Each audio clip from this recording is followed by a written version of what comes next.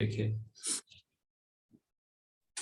तो हम लोग डिसएडवांटेज के केस में देखें कि ऑर्डिनरी फ्यूज का जनरली ना एडवांटेज तो ठीक है, वो तो प्रोटेक्शन पे केस में काम आता ही है, लेकिन इसका डिसएडवांटेज बहुत सारा आ जाता है। ठीक है, जैसे वो अनरिलायबल ऑपरेशन के केस में वो जनरली वो डिसएडवांटेज होता है कि वो प्रॉपरली वो ऑपरेट नहीं कर पाता है। जैसे उसमें था कि तुम्हारा लंबे समय तक कोई भी फ्यूज टिक नहीं पाता है। एक तो फॉल्ट के कारण वो मेल्ट होता ही है, अगर लॉन्ग समय तक उससे अगर वो यूज में आ रहा है तो वो ऑटोमेटिक वो डिस्ट्रॉय होता है। ठीक है, उसके बाद देखते थे कि उसमें लूज कनेक्शन का प्रॉब्लम आता है। अगर थ्री फेज में उसका यूज कर रहे हैं तो किसी एक फेज में अगर फॉल्ट आया, वो अगर मेल्ट कर गया तो बाकी दो phase as a single phase की तरह वर्क करता है। ठीक है, स्मॉल टाइम इसमें लैगिंग होता है, मतलब अगर ट्रांजिएंट करंट जिस डिवाइसेस में अगर फ्लो कर रहा है उस केस में ऑर्डिनरी फ्यूजेस प्रॉपरली वर्क नहीं कर पाता है। ठीक है, और हम लोग का जो आदत है, मतलब एज ए ह्यूमन का नेचर के अकॉर्डिंग अगर हम बात करें तो ऑर्डिनरी फ्यूज का मिसयूज बहुत होता है। मिसयूज किस केस में होता है?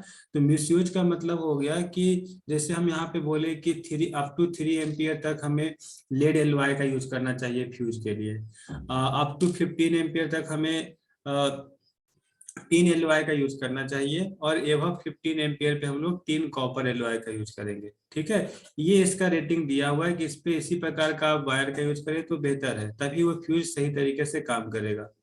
लेकिन हो सकता है कि मेरे पास लीड एलवाई हो ही नहीं।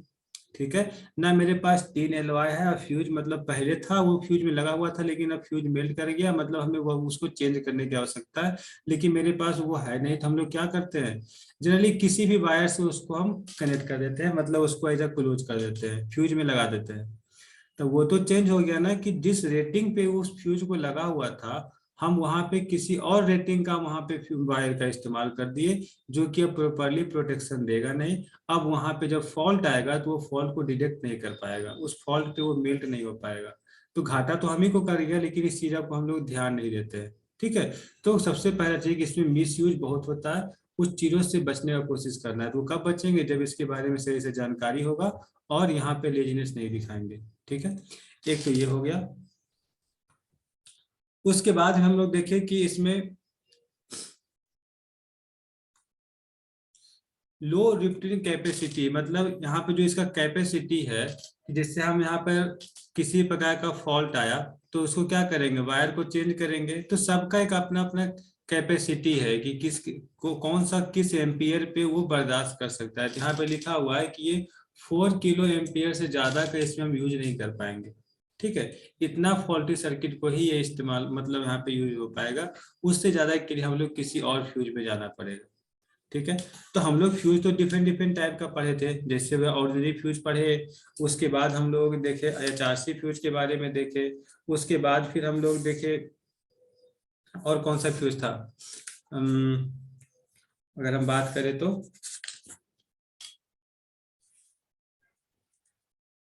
एक मिनट, कौन कौन था, एक नाइफ, हाँ एक था स्क्रू प्लग टाइप फ्यूज था। उसके बाद फिर हम लोग नाइफ ब्लेड कैटराइज फ्यूज का बात किए, फिर फेरुल टाइप का बात किए, डिफरेंट डिफरेंट टाइप का फ्यूज था, जिसमें ऑर्डिनरी फ्यूज और एचआर से फ्यूज ज्यादा इंपॉर्टेंट दिखा। ठीक है, मतलब एचआर से फ्यूज जब हायर लेवल का रेटिंग का जब जरूरत पड़ेगा तब वहां पे एचआर सी फ्यूज का बात करेंगे। एचआर सी का full form high rupturing capacity cartridge fuse. ठीक है, तो उसका फुल फॉर्म याद रखना है, और एचआरसी फ्यूज तुम्हारे लिए न्यू वर्ड नहीं होना चाहिए, बस इतना ध्यान रखो। ठीक है, एज अ सब स्टेशन में अगर फ्यूज जहां भी यूज होता है ना, कंट्रोल पैनल हो या फिर तुम्हारा कहीं कहीं पर मतलब तुम्हारा बसेस में भी लगा होता है, तो वहां पे एचआरसी फ्यूज का यूज करते हैं। तो ये सब चीजों का हम लोग ध्यान दिए।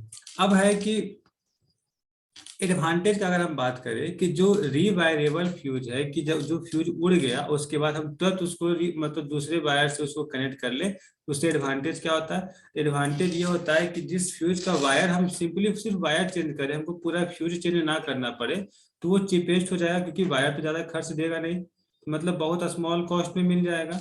तो सबसे पहला होता है कि वो चीपेस्ट होता है। ठीक है, उसका ऑपरेशन बहुत सस्ता होता है, कोई ज्यादा कॉस्ट उसका नहीं होता है। उसके बाद यहाँ बोल रहा है it afford current limiting effect. ठीक है, limiting effect under short circuit condition due to cut off. तो कह रहा है कि मतलब इसमें जब शॉर्ट सर्किट कंडीशन या फिर जब भी यह मेल्ट होता है तो ज्यादा इफेक्ट नहीं पहुंचाता है। ये दूसरा चीज हो गया। मतलब क्या हुआ कि मतलब बस वो जो वायर है वो सीधा सीधी मेल्ट हो गया और ज्यादा कुछ हुआ ही नहीं। फिर करा है तीसरा, it require minimum time to replace, एकदम आराम से रिप्लेस कर सकते हैं, ज्यादा हमें ऐसा कुछ नहीं कि इसके लिए एक्सपीरियंस बनना चाहिए। ठीक है, कोई भी कर सकता है। चौथा करा, it require no maintenance, maintenance का कोई जरूरत नहीं पड़ता है। It has a current limiting effect, मतलब इसमें होता है कि मतलब एक लिमिट करें, जैसे मान लिया 5 एम्पियर है तो 5 एम्पियर से ज्यादा हुआ तो बस वो क्या होगा, मेल्ट होकर के ब्रेक हो जाएगा। ऐसा नहीं कि बहुत करके उसमें स्पार्किंग होगा, ऐसा वैसा कोई चक्कर इसमें होता नहीं है। तो इस केस में वो एडवांटेज का काम करता है। ठीक है। अगर हम एचआरसी फ्यूज का अगर हम बात करें कि एचआरसी फ्यूज से क्या क्या फायदा है, हम क्यों बोल रहे हैं कि ये ज्यादा कारगर साबित होता है, तो सबसे पहला, they are simple and easy installation. इसलिए इजी इंस्टॉलेशन है क्योंकि इसमें हम देखे थे कि एचआरसी फ्यूज ना कुछ इस प्रकार से होता है कि इसका दो इंड जो है कॉपर का होता है, और उसका जो दो इंड के जो यहाँ पे जो पार्ट है वो कुछ ब्रास का बना होता है, और इसके बीच का जो पोर्शन होता है वो पोर्सिलिन मटेरियल का होता है। ठीक है। और ये दोनों जो है बोल सकते हैं कि एक पोर्ट के रूप में कनेक्ट होता है। ठीक है, पोर्ट के रूप में, मतलब दोनों तरफ एक पोर्ट बना हुआ, उस पोर्ट पे बस इसको फिक्स करना होता है। अगर ये एचआरसी फ्यूज उड़ गया, बस दूसरा फ्यूज को ला करके वहां पे उसको सेट कर दो, और बाद में फिर इसको जो भी चेंज करना होगा उसको हम करेंगे। तो इसको इंस्टॉलेशन बहुत इजी होता है। कहा कि they are cheaper as compare to other type of circuit interpreter of same breaking capacity. मतलब अगर हम इसका अगर हम बात करें कि ये जो फ्यूज है, अगर इसी लोड पे किसी दूसरा फ्यूज का अगर यूज कर रहे हैं तो उस केस में ये एचआरसी फ्यूज उस फ्यूज से बेहतर साबित होता है। ठीक है। कह रहा है कि दे do not require any maintenance, इसमें किसी प्रकार का कोई मेंटेनेंस नहीं होता है, क्योंकि हम अभी देखें कि इसमें जो भी है वो पोर्सिलिन से वो ढका हुआ है, कवर किया हुआ है, इंसुलेट किया हुआ है। बस दो पोर्शन है उसका, दोनों साइड जो तुम्हारा कॉपर का है वो तो ऑलरेडी पोर्ट में लगा हुआ है। ठीक है, तो इसमें किसी प्रकार का मेंटेनेंस का जरूरत नहीं पड़ता है। उसके बाद कह रहा है कि इसका ऑपरेशन जो है बहुत मतलब बोल सकते हैं ना कि ये ज्यादा एक्यूरेट, मतलब बोल सकते हैं इसका इफिशियंसी बेहतर है। ठीक है, वो फास्टली वर्क करता है। और जो उम्मीद करते हैं ना कि हाँ इस मतलब बोल सकते हैं, अगर हम इसको मान के चले कि 60 एम्पियर पे इसको ट्रिप होना है या 65 पे ट्रिप होना है, तो 60 पे ही ट्रिप होगा। ऐसा नहीं कि वो 65-70 पे जाकर के ट्रिप होगा। मतलब इसमें इरर बहुत कम आता है। ठीक है, एचआरसी फ्यूज में।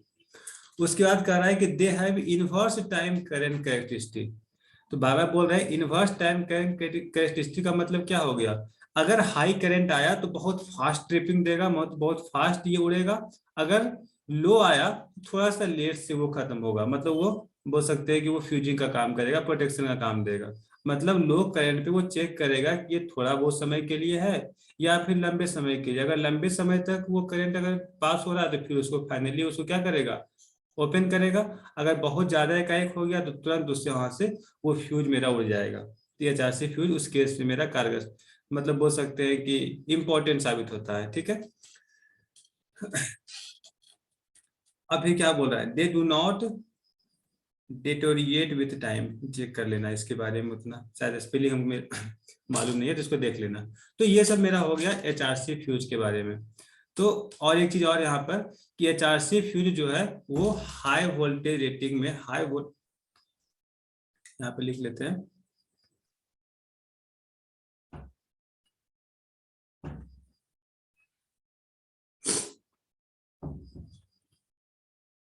हाई रेटिंग प्रोटेक्शन में इसका यूज करते हैं।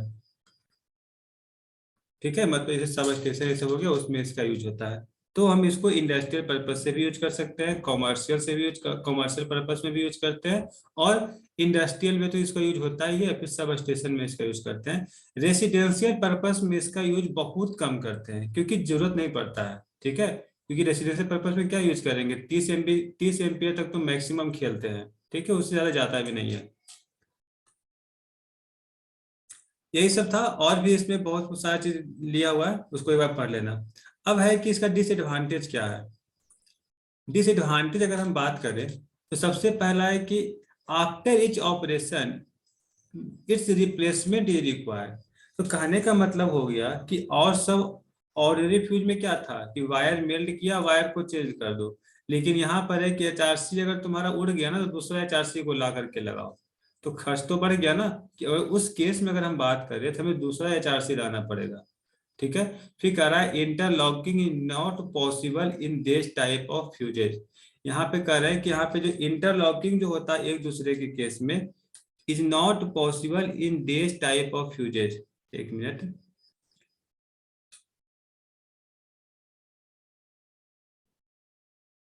ये क्या बोलना चाह रहा है?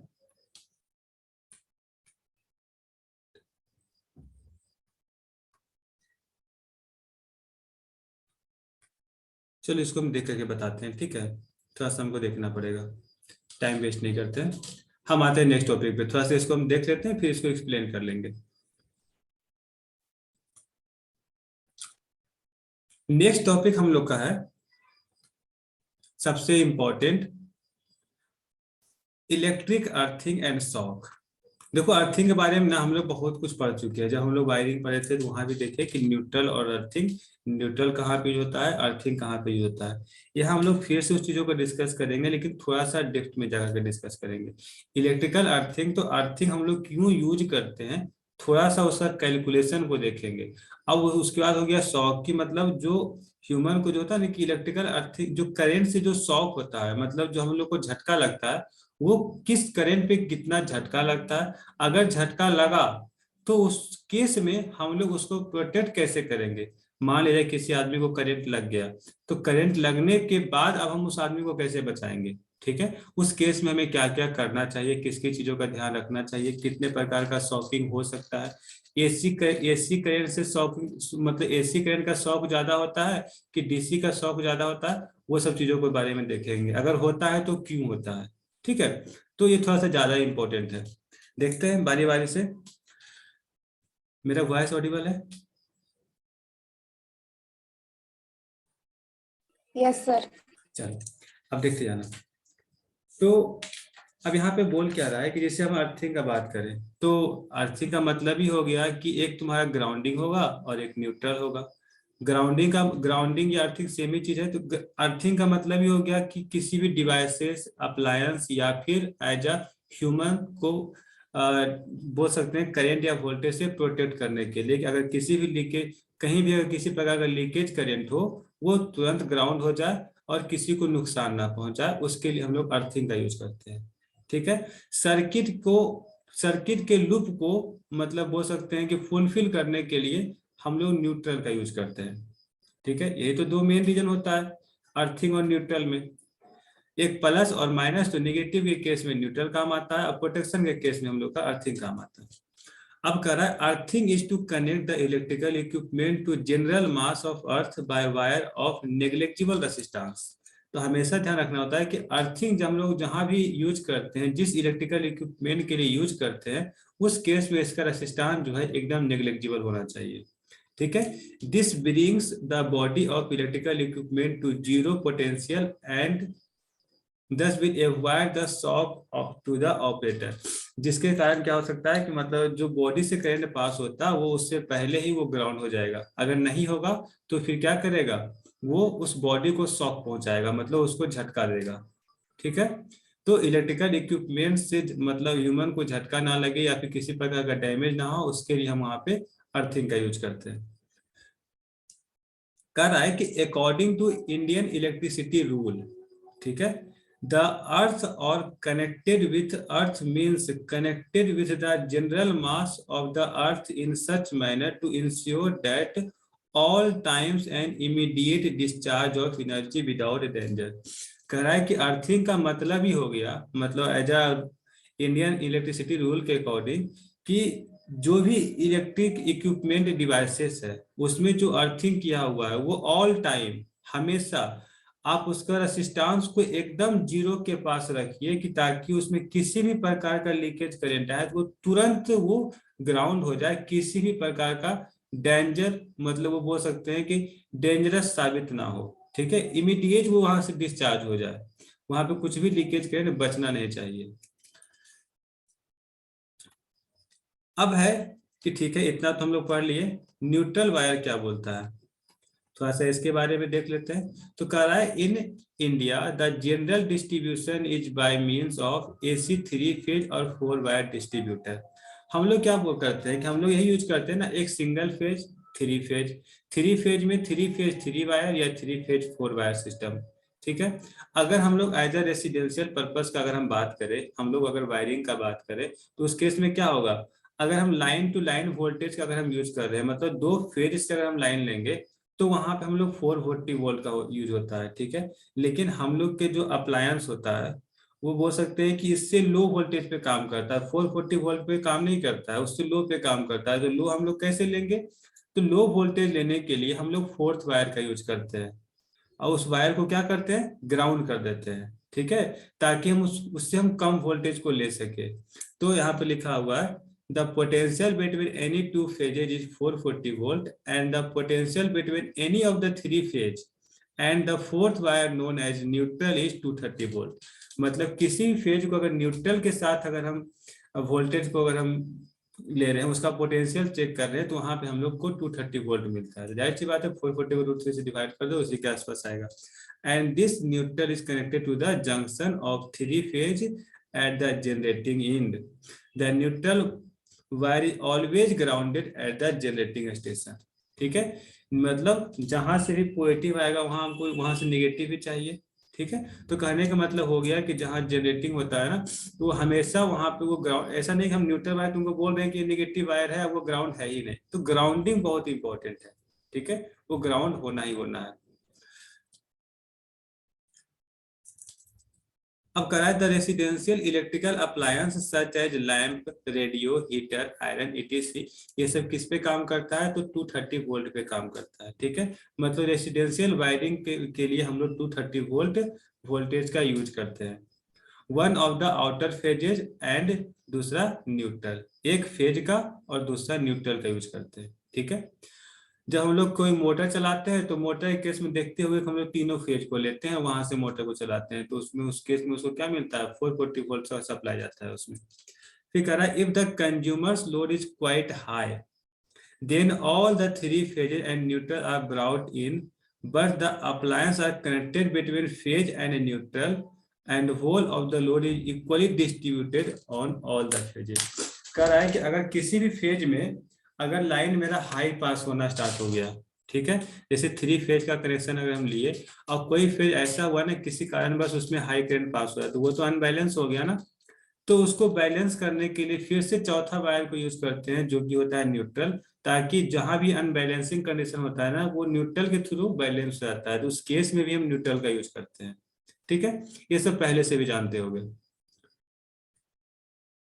अब उसकी बात कर रहा है कि हम लोग अगर हम बात करें कि ठीक है हम ग्राउंडिंग के बारे में इतना पढ़े, तो ठीक है हम ये भी पढ़ लिए कि ग्राउंडिंग हम लोग क्यों करते हैं, प्रोटेक्शन के लिए पढ़ते हैं। तो जरा प्रोटेक्शन को प्रूव भी कर ले कि हम लोग प्रोटेक्शन कैसे यूज करते हैं, क्यों हम लोग बोलते हैं कि प्रोटेक्शन जरूरी है, और कितना प्रोटेक्शन हम उसमें हम लोग को ध्यान रखना है। चलो देखते हैं, थोड़ा सा कैलकुलेट कर लेते हैं उस चीजों को। अब देखो इस फिगर पे ध्यान देना।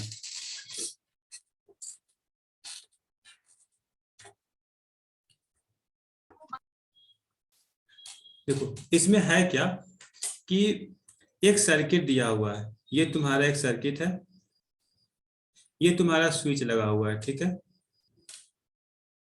और यहाँ पर ये फ्यूज लगा हुआ है, और हम यहाँ पर एक लोड लगाए, ये मेरा लोड है, और ये लोड जो है ओवर और मतलब बोल सकते हैं कि ये पूरा ढका हुआ है। ठीक ना, मतलब एक मान लीजिए मेटालिक बॉडी इस पे लगा हुआ है। ठीक है, तो बाहर वाला पार्ट ये बॉडी हो गया, इसको हम ऐसे बोलते हैं ये मेरा बॉडी है। ठीक है, अब उसके बाद इसको हम क्लोज लूप बना लिए, तो क्लोज लूप बना लिए, अभी हो गया कि यहाँ पे कोई मतलब ये माइनस है और ये प्लस है, यहाँ से हम सप्लाई दिए वोल्टेज। अब सप्लाई देने के बाद जो भी इसमें जा रहा होगा, तो मान करके चलते हैं कि चलो यहाँ पे जो रेसिस्टेंस है सबको हम एज्यूम करते जाते हैं, जैसे हम यहाँ पे कुछ लिखे हैं उसी के अनुसार चलते हैं, करेंगे let electrical apparatus of resistance R, जो इसका रेसिस्टेंस है ना, जो मतलब इसका बॉडी का जो रेसिस्टेंस है वो मेरा आर है, मतलब इसका रेसिस्टेंस मेरे पास आर है। ठीक है, ये रेसिस्टेंस जो है ना वो आर है। उसके बाद ये मेरा बॉडी का रेसिस्टेंस मान लेते हैं कि जो व्यक्ति इस बॉडी को टच किया उसका भी कुछ ना कुछ रेसिस्टेंस होगा, तो मान लेते हैं इसके बॉडी का जो रेसिस्टेंस है वो कुछ आर भी है।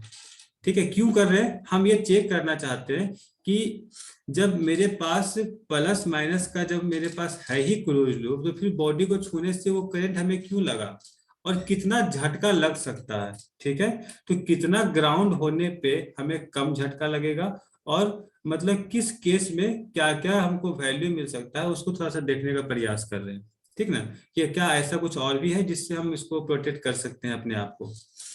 अब देखो ये आरबी हो गया।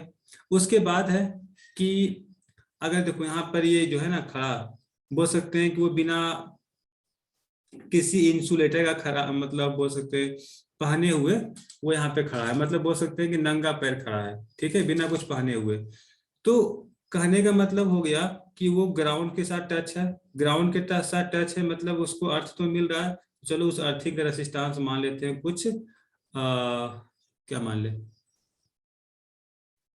आरी शब्द माने हुए भी है, उसी के अनुसार चलेंगे। चलो आरी मान लेते हैं, ये आरी है। उसके बाद इसका कुछ अपना रेसिस्टेंस होगा इस सर्किट का, उसके रेसिस्टेंस को हम कुछ मान लेते हैं। देख लेते हैं, सारा कुछ इधर लिखा हुआ है, इसको हम लोग देख लिए। उसके बाद कह रहे हैं कि potential difference between live wire, ये भी तो हो गया। If insulation resistance between electrical element and apparatus, electrical element of the apparatus and metal case is R I. ठीक है, यानी कि उस बीच में जो उसका रेसिस्टेंस है मेटल केस और इलेक्ट्रिकल apparatus उसका आर आई है। तो चलो वो मेरा आर आई हो गया। यानी अगर हम बात करें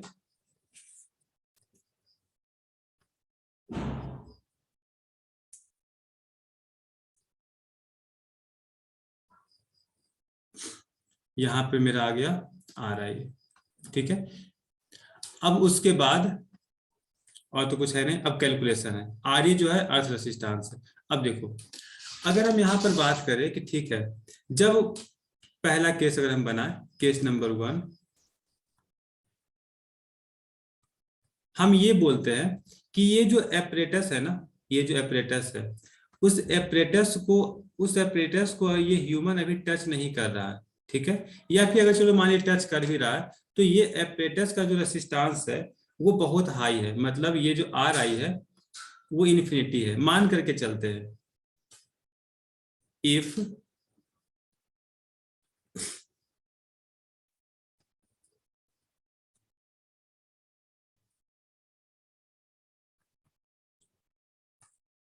apparatus resistance is very high।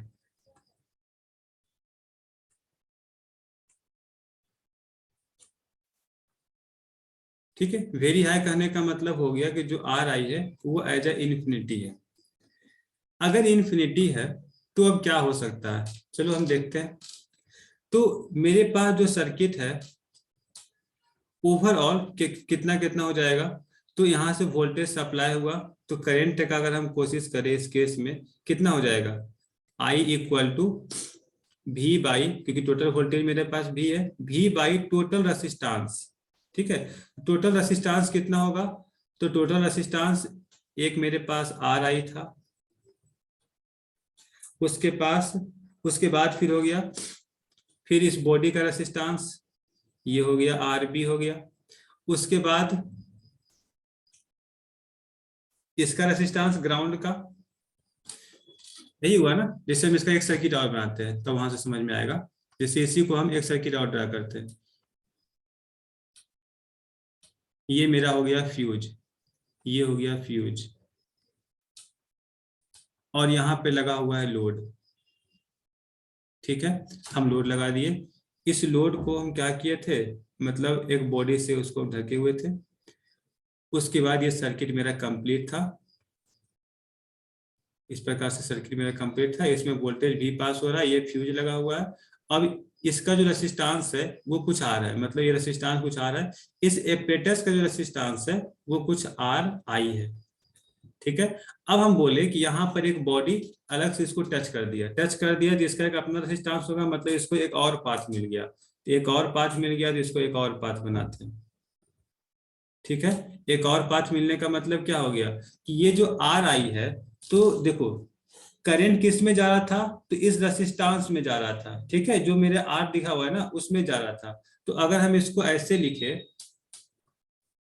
इसको दिखाने के लिए अगर हम ऐसे लिखे कि अब वो उस रेसिस्टेंस से करंट बॉडी में गया और फिर मतलब उस एपरेटस के बॉडी में गया। एपरेटस का बॉडी कितना था, कुछ आर आई था, इसका रेसिस्टेंस कुछ आर था, और फिर वो ह्यूमन के बॉडी से पास किया जो कि कुछ आर भी था। उसके बाद फिर वो ग्राउंड हुआ, तो ग्राउंड का अपना कुछ रेसिस्टेंस होगा, वो कुछ आर ही था। ठीक है, ये कुछ आ रही है, क्योंकि हम आइडियल लेके नहीं चल रहे, तो हम एक प्रैक्टिकल केस लेकर के चल रहे हैं। तो इतना केस था, तो एक इसके पास पहले से जो पाथ था सर्किट कंप्लीट करने का वो तो है ही, एक और पाथ मिल गया। ठीक है, अब देखते हैं। तो पहला केस में अगर हम बात करें कि ये जो आर आई है एपरेटस का रेसिस्टेंस अगर वो इन्फिनिटी हो जाता, तब उस केस में मेरा करंट कितना मिलता। ठीक है, अब उस केस में हम करंट का बात करते हैं।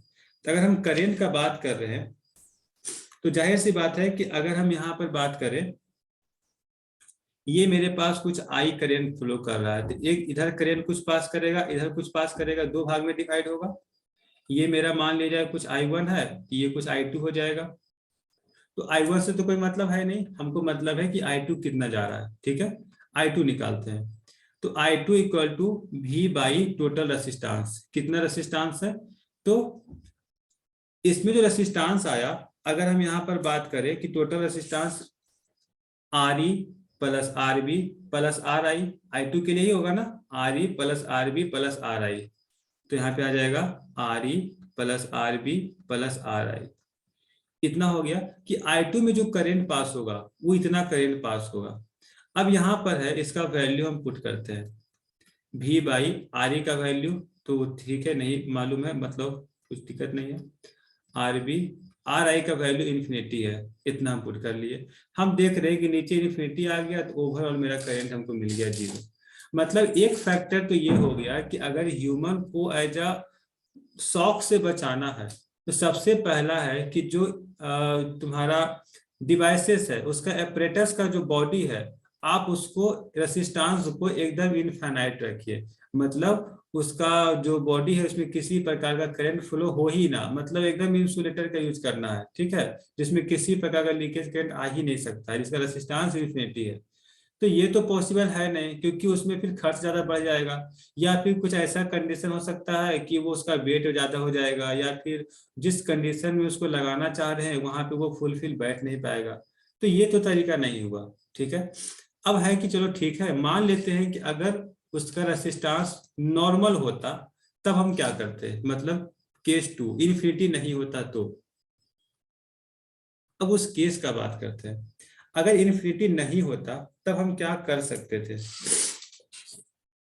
तो इस केस में हम लिख सकते हैं ना कि इस केस में ह्यूमन बॉडी से किसी प्रकार का कोई करंट नहीं पास हो रहा है, hence no current passes through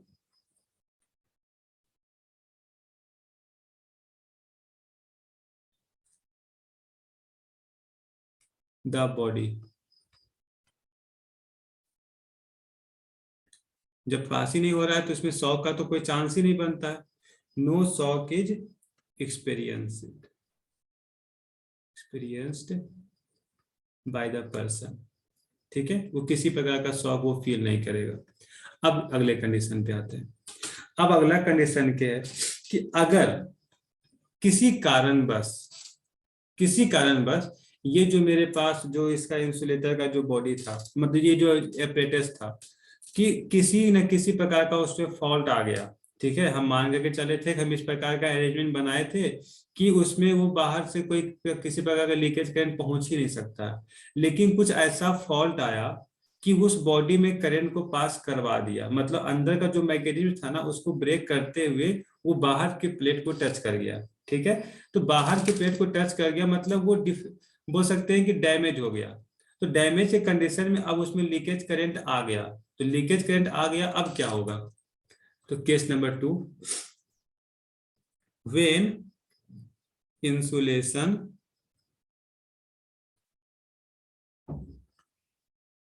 apparatus insulation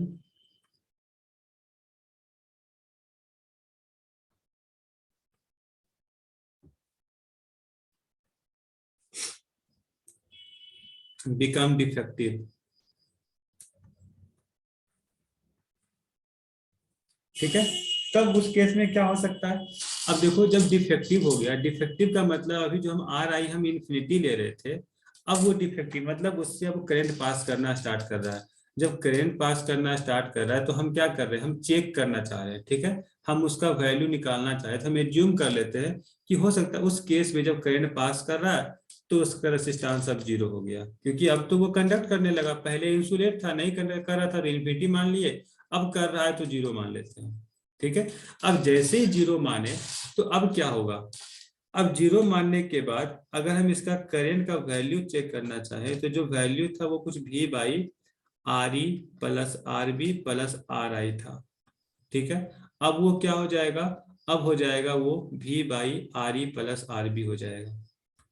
ठीक है, भी by R E plus R B हो जाएगा। अब सोच करके देखना, यहाँ पे आर ई का वैल्यू और आर बी का वैल्यू कितना है। अब उसके अनुसार अगर हम बात करें, यहाँ पे जो आरबी है वो तो बॉडी का रेसिस्टेंस है, ह्यूमन बॉडी का रेसिस्टेंस है।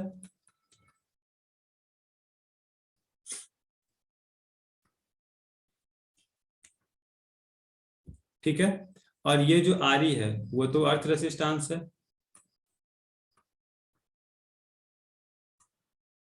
अर्थ रेसिस्टेंस। तो यहाँ पे जो होता है ना, जनरली अब इतना ध्यान रखो कि जो अर्थ रेसिस्टेंस होता है वो मतलब बोल सकते हैं कि एज अप्रोक्सीमेट मान करके चले तो 5 ओम रख सकते हो, कि जनरली जो एज अर्थ रेसिस्टेंस है वो कुछ 5 ओम के आसपास होता है। ठीक है, मान करके चल सकते हैं, रूल के अकॉर्डिंग 5 ओम ही माना गया है कि आप मैक्सिमम रख सकते हैं तो 5 ओम, उससे ज्यादा आप नहीं रख सकते। और ह्यूमन बॉडी का जो रेसिस्टेंस होता है वो 1 किलो ओम के आसपास होता है, मतलब 1000 ओम के आसपास होता है। ठीक है, ये ऐसा मान करके चला गया है कि इतना के आसपास होता है। तो अगर इस केस में अगर हम इसका करंट का बात करें तो जाहिर सी बात है कुछ ना कुछ करंट तो मिलेगा ना। अब ये करंट तो नहीं बोल सकते हैं कि जीरो मिलेगा। अब भी भाई आप 5 प्लस 1000 ही करेंगे तो कुछ ना कुछ करंट तो आएगा, मतलब करंट मिला, उस बॉडी में करंट पास हुआ तो कुछ ना कुछ शॉक तो जरूर लगेगा। ठीक है, अब वो डिपेंड करेगा इसके आर ई और आरबी पे, वो कितना उसमें हो रहा है। अगर आर ई ज्यादा मतलब बोल सकते हैं वो ग्राउंड नहीं हो पा रहा है तब तो ठीक है, आर ई का वैल्यू जैसे जैसे बढ़ेगा उस केस में तो करंट कमेगा, लेकिन अगर ये घटना स्टार्ट हुआ तो करंट बढ़ना स्टार्ट हो जाएगा। तो इस केस में सीधा से रिजल्ट निकलता है कि शॉक तो लगेगा। शॉक लगेगा तो हम यहाँ पे लिख लेते हैं,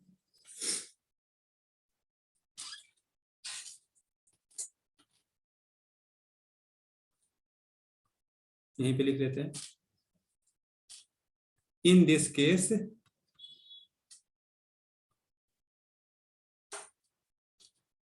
may be quite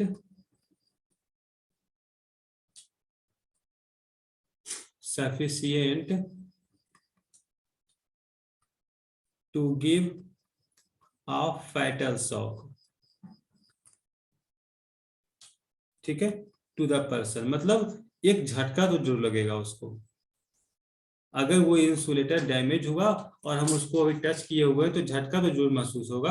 अगर ज्यादा हाई करंट का लीकेज हुआ तो झटका की जगह वो नुकसान भी पहुंचा देगा। ठीक है, मतलब शॉक लगेगा। अब इस शॉक को हम दूर कैसे करेंगे? अब उस केस को देखना है कि आखिर दूर करने के लिए हम क्या क्या उपाय कर सकते हैं, सर्किट का अरेंजमेंट को हम कैसे चेंज करें कि उस शॉक को हम टच करने के बावजूद हमको झटका ना लगे। लीकेज करंट पास हो रहा है लेकिन मेरे बॉडी से पास नहीं होगा, अब उसके लिए क्या करेंगे उसको देखते हैं नेक्स्ट मीटिंग में। ठीक है, जल्दी से ज्वाइन होना।